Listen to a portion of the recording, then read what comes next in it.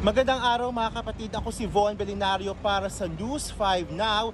Narito tayo sa bahagi ng Tacloban City, papasok doon sa pamosong San Juanico Bridge. Sa mga oras na ito, medyo mahaba yung pila papasok doon sa pamosong tulay.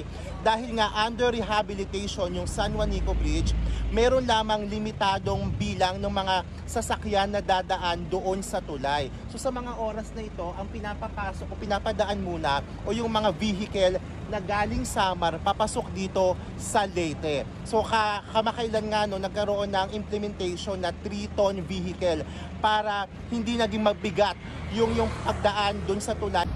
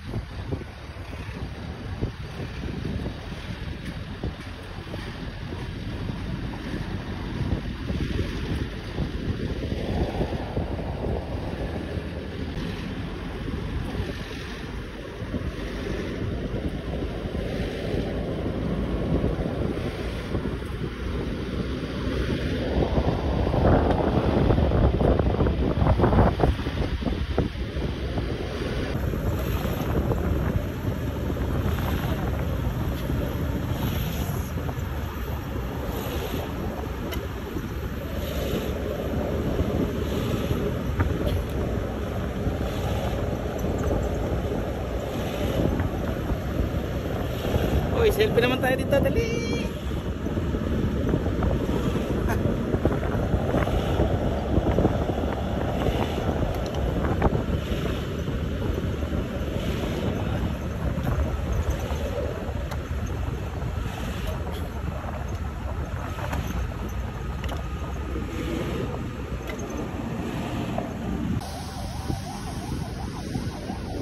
Ayan mga kapatid, nakatawid na nga tayo mula doon sa Tacloban City sa Leyte papunta rito sa Samar via San Juanico Bridge. So kung mapapansin nyo doon sa video, talagang limitado yung bilang at pati yung speed ng mga sasakyan dahil may inoobserbahan nga na na mga patakaran na inimpose habang isinasagawa yung pagsasaayos dito sa San Juanico Bridge.